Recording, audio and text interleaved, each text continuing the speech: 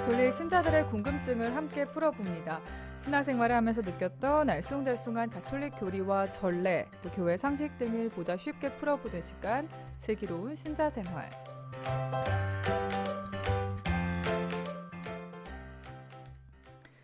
네, 슬기로운 신자생활. 이 시간 통해서는 모든 가톨릭 신자들의 다양한 궁금증을 살펴봅니다. 든든한 길잡이가 되어주시는 두암동 분당의 김계홍 요한 크리소스토모 신부님 함께 하십니다.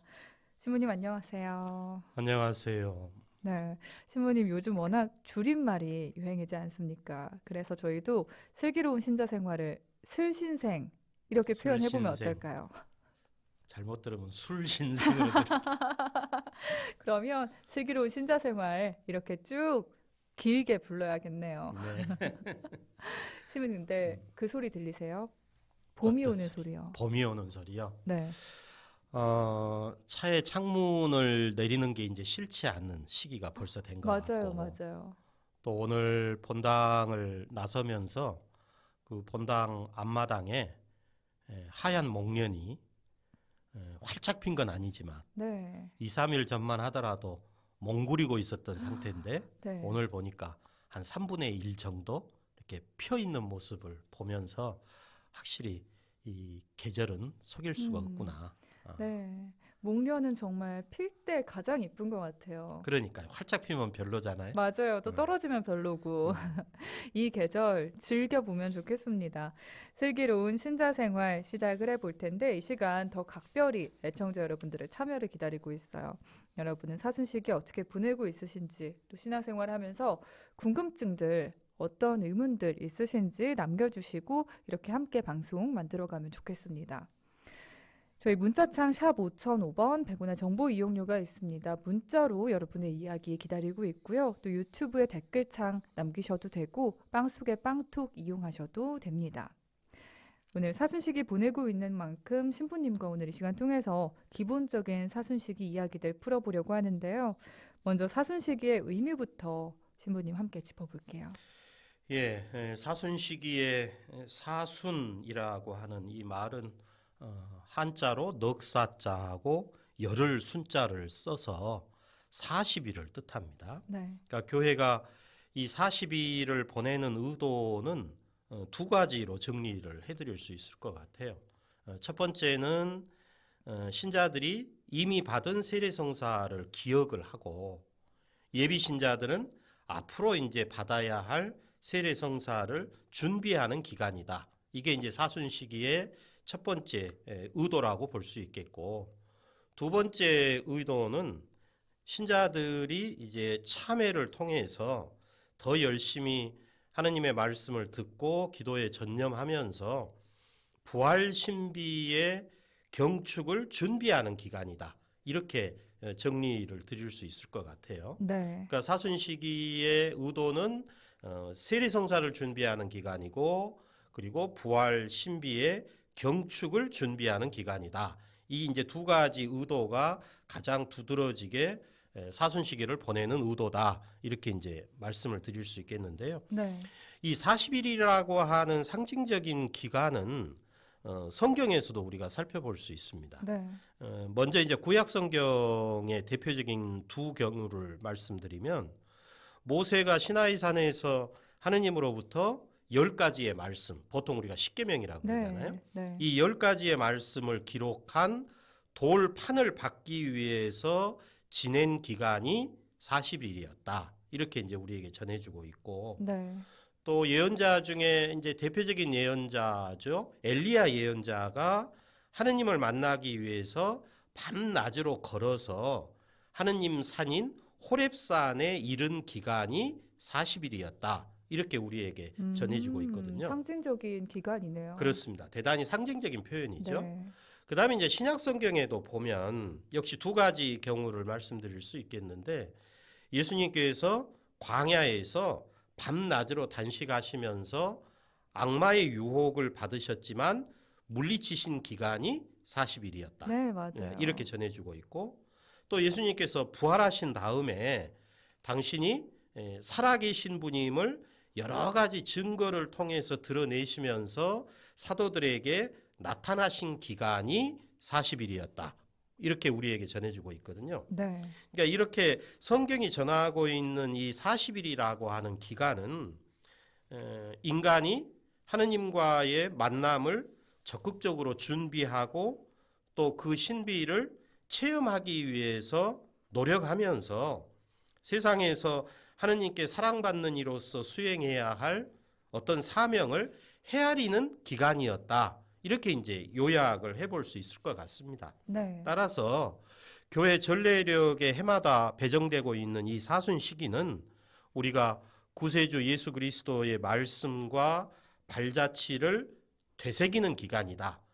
이번에 사순 시기를 시작을 하면서 교황님께서 발표하신 사순 시기 담화문이 있는데요. 네. 그 담화문에서 지금 우리가 다루고 있는 이 사순 시기를 가장 적절한 말씀으로 표현을 하셨습니다. 어떻게 말씀하셨냐면 믿음을 새롭게 하고 희망의 생수를 길어 올리면서 그리스도 안에서 우리를 형제 자매가 되게 하시는 하느님의 사랑을 열린 마음으로 받아들이는 시기다. 이게 사순 시기다. 이번 담화에서 교황님께서 그렇게 정리를 해주셨는데 네. 이 말씀이 아마 사순 시기를 정리하는 가장 본질적인 문장이 되지 않을까 싶습니다. 그러네요. 이 희망의 생수를 길어 올리면서 또 하느님의 사랑을 열린 마음으로 받아들이는 이 사순시기로 보내보면 좋겠다라는 생각이 듭니다. 그럼요, 신부님. 사순시기는 언제부터 언제까지인지 늘 사순시기마다 듣지만 헷갈릴 때가 많거든요. 그렇습니다. 이게 이제 어떤 차원에서 사순 시기를 규정하느냐에 따라서 사람마다 약간씩 설명이 달라질 수는 있는데요. 네. 어쨌든 사순 시기 자체가 전례적 차원에서 우리가 지내는 것이니까 전례적 차원에서 이 문제를 바라봐야 되리라고 생각을 합니다. 네. 전례적 차원에서는 제의 수요일에서부터 파스카 성 3일이 시작되는 주님 만찬 성 목요일 저녁 미사 전까지를 사순식이라고 표현을 합니다. 저녁 미사한 후는 아니군요. 미사 전까지. 미사 전까지. 네. 이걸 이제 전례적 차원에서는 사순식이 이렇게 표현을 하는 거죠. 네. 그러니까 제의 수요일이라고 하는 이 표현 역시도 이 수요일에는 참회의 상징으로 나뭇가지를 태운 재를 사제가 축복을 하고 신자들의 머리에 얹는 예식을 거행하기 때문에 이 수요일을 우리가 보통 제의 수요일 이렇게 표현을 합니다. 네. 이제 이때부터 사순 시기가 시작이 되는 거예요. 네.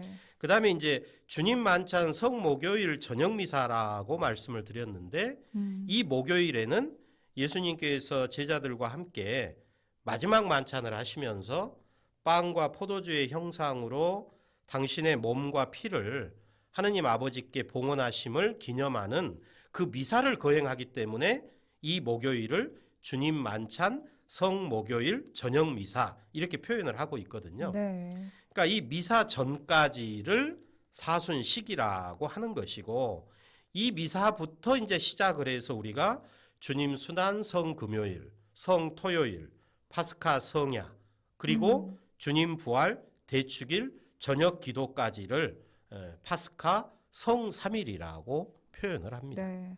사순시기 다음에 바로 부활시기가 아니라 이 파스카 성 3일이 있는데요. 네. 파스카 성 3일에 대해서도 좀 더 살펴볼게요, 신부님. 네. 이제 우리말이 아니기 때문에 좀 낯설기도 하는데요. 이제는 우리 미사 경문이나 또 기도문에서 자연스럽게 지금 일반화해서 쓰고 있기 때문에 아마 익숙해 있는 분들도 꽤 계시리라고 생각을 합니다. 파스카라고 하는 이 말은 원래 죽음의 노예 상태로부터 해방된다는 그런 의미를 가진 단어인데요. 네. 히브리 말입니다. 그러니까 히브리 말에서 나왔다라고 봐지는데요. 네. 유대 민족은 이제 자신들이 하느님의 권능으로 이집트 파라오의 노예 상태로부터 해방된 사건을 기념하는 축제를 파스카 축제 이렇게 표현을 합니다. 네. 이제 이 유대인들의 파스카 축제가 우리 그리스도교로 이제 전해지면서 그리스도교에서는 예수 그리스도께서 죽음에서 해방돼서 부활하신 구원의 신비를 부르는 말로 파스카를 쓰는 거죠. 그러니까 유대인들은 파스카라고 하는 말을 이집트의 노예 상태로부터 해방된 사건을 파스카라고 하는 것이고, 네. 오늘날 우리 그리스도교에서는 예수 그리스도께서 죽음에서 해방돼서 부활하신 이 신비를 파스카 신비 이렇게 표현을 하는 것이죠. 네. 그래서 이제 파스카 성삼일이라고 하는 말은 예수 그리스도께서 죽음의 한계를 지닌 이 세상에서 부활을 통해서 영원하신 하느님 아버지께로 건너가신 신비를 3일 동안에 걸쳐서 재현을 하고 또 실현을 하는 그 3일 동안을 파스카 성삼일 이렇게 표현을 하는 거죠. 네. 그러니까 우리 그리스도교 신앙인들에게 있어서는 이 파스카 성삼일이야말로 구원의 원천이 이루어진 기간이고, 그래서 이 날을 거룩한 삼일, 성삼일 이렇게 부르는 것이고 전례력의 정점이라고 보시면 됩니다. 정점이요. 한 해를 보내는 전례력의 최고봉이다. 네. 이게 파스카 성삼일이다. 네. 그래서 이제 요 말을 풀면 십자가에 못 박히시고 묻히시고 부활하신 예수 그리스도의 성삼일. 아까 줄임말 요즘 쓴다겠죠? 네네. 요걸 줄여서 파스카 성삼일 이렇게 보시면. 그렇군요. 네. 작년에는 코로나19 영향으로 파스카 성삼일 때 미사를 본당에서 하지 못했던 것 같은 기억이 있는데 올해는 꼭 본당에서 함께 주님의 기쁜 부활 맞이할 수 있었으면 하는 생각이 듭니다. 코로나로 인해서 참 전례에도 바뀐 것들이 있었는데 특히 이번 제2수요일 때 신부님 네, 네. 조금 바뀐 것 같더라고요. 이제 교황청 경신성사성에서 이제 전 세계적으로 지금 퍼져 있는 코로나19의 감염을 염려를 하면서 제2수요일에 제를 머리에 얹는 예식을 거행하는 방식을 예전 방식과는 달리 할 수 있다는 공지를 한 바가 있습니다. 네.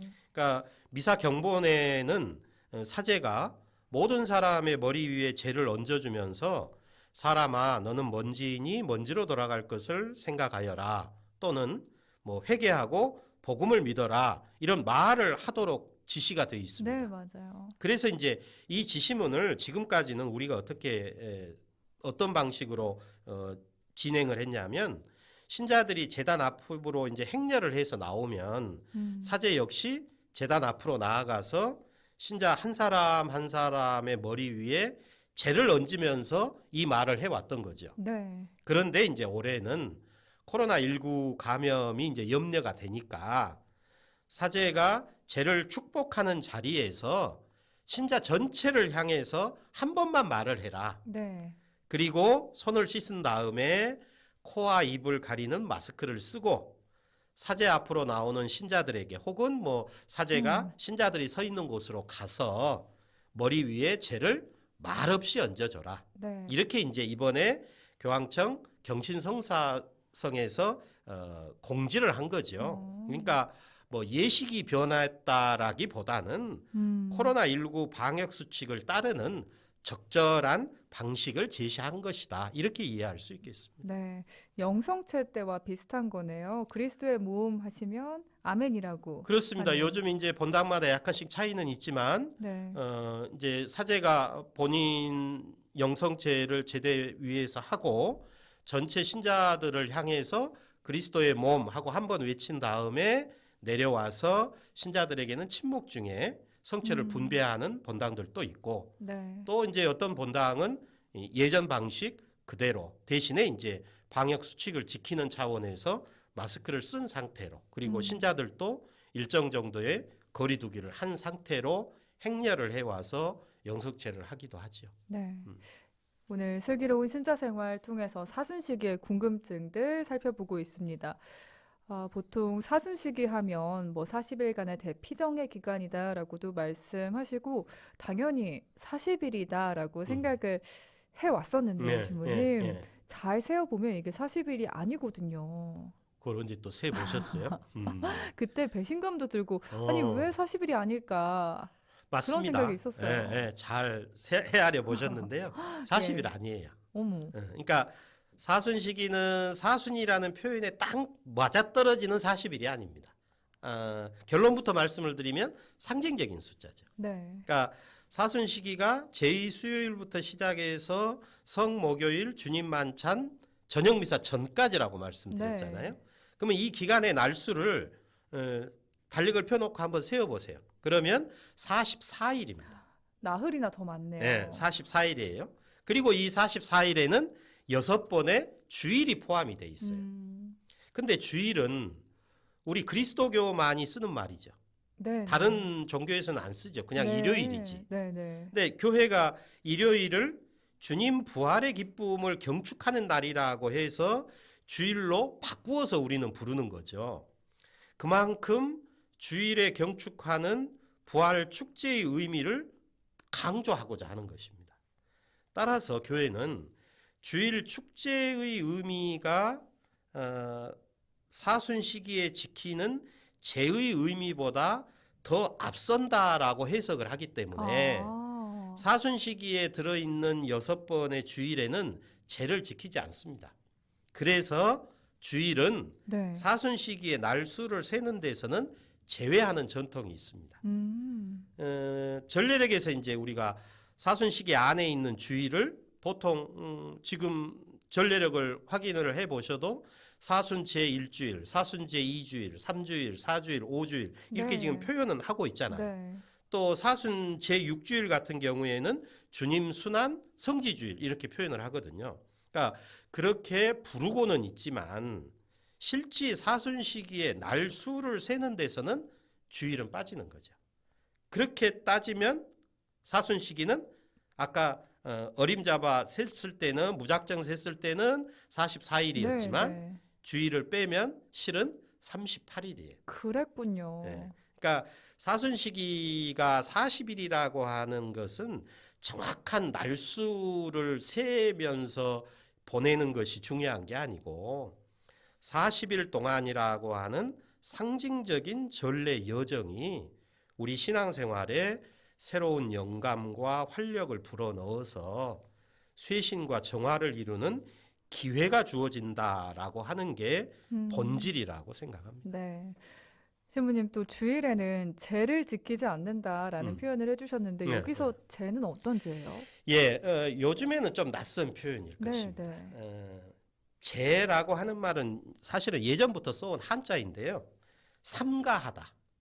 그런 뜻의 제와 네. 경계하다라는 뜻의 계자를 붙여서 제계 이게 본 말입니다. 네. 그걸 줄여서 제라고 표현을 한 거죠.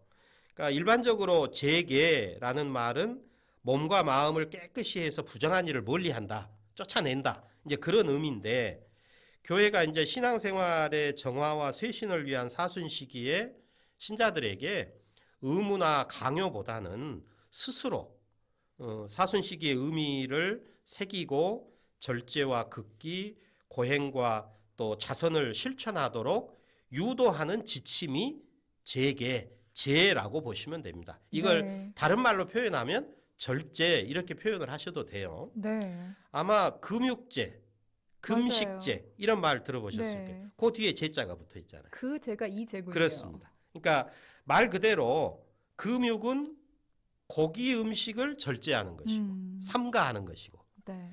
금식은 삼시세끼를 절제하는 것, 삼가하는 거죠. 그래서 예전에는 상대적인 표현으로 금육제를 소제, 금식제를 대제 이렇게 상대적인 표현을 써서 불렀던 소제와 거죠. 대제 이렇게요. 네, 소제, 대제. 예전 신자분들은 그 표현이 더 익숙해 그러실 있을 것 같아요. 겁니다. 요즘에는 참회와 고행 이런 표현을 교회가 공식적으로 쓰고 있죠. 네. 사순 시기를 맞아서 다양한 궁금증들 살펴봤습니다. 오늘 끝으로 이 코로나19 장기화 속에서 어느 때보다도 어려운 시기를 겪고 있는 이 어려운 사순 시기를 살고 있는 신자들에게 신부님 한 말씀 해주세요.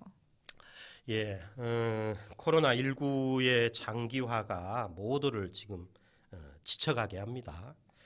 지난해부터 이제 우리 교구가 벌이고 있는 3개년 특별 전교회를 알리는 표가 빛고울 주보에 지금 매주마다 고정적으로 게시가 되고 네. 있는데요. 지친 세상의 기쁨과 희망을 이 표잖아요. 네. 제 개인적으로는 솔직히 어떤 내용으로 3년 동안 특별 정교를 하자는 것인지 잘 모르겠어요. 그런데 표가 주는 울림은 지금 이 시기에 딱 적절하다고 생각합니다. 또 이 표가 두암동 분당 신자분이 제출한 걸로 알고 있는데요.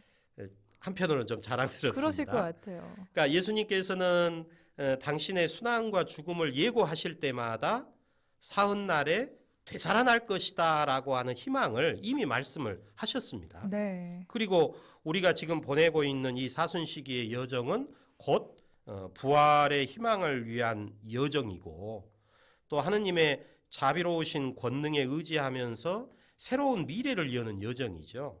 지금처럼 불확실하고 지쳐있는 시대에 희망을 말한다라고 하는 것이 어떤 분들에게는 도전일 수도 있습니다. 그렇지만 우리는 예수 그리스도 안에서 이루어진 하느님의 구원 역사를 믿는 사람들이고 네. 또 언제나 우리와 함께 계시면서 모든 눈물을 닦아주실 하느님의 발자취를 따르는 사람들이죠. 그래서 우리는 어떤 상황에서도 예수 그리스도를 통해서 깨달은 희망을 전해야 한다라고 생각을 합니다. 네. 저는 그래서 아까 잠깐 인용을 했습니다마는 교황님께서 발표하신 사순시기 담화문의 내용을 다시 한번 좀 들여다보시고 네. 거기에 나오는 문장이 지금 우리에게 이 시대에 지쳐있는 우리들에게 희망을 주는 말씀이지 않을까. 거기에 보면 이런 문장이 나옵니다. 네. 더욱더 주의를 기울여 격려의 말을 전합시다. 이러한 말은 위로와 위안이 되며 힘과 기운을 북돋아 줍니다. 지쳐있는 주변 이웃들에게 희망을 전하는 것은 때로 친절한 사람이 되는 것으로 충분합니다. 이런 말씀이 나오거든요. 이 말씀처럼 거대하고 광범위하고 또 불확실한 이 두려움과 맞닥뜨린 지금의 이 코로나19 상황에서 우리에게 필요한 자세는 신덕으로 하느님을 우리 안에 환대하고 애덕으로 그 애덕의 눈으로 서로를 돌보면서 망덕의 마음으로 서로를 위로하고 격려하는 일이지 않을까. 지쳐있는 세상에 기쁨과 또 희망을 전하는 사람들이 됩시다. 네.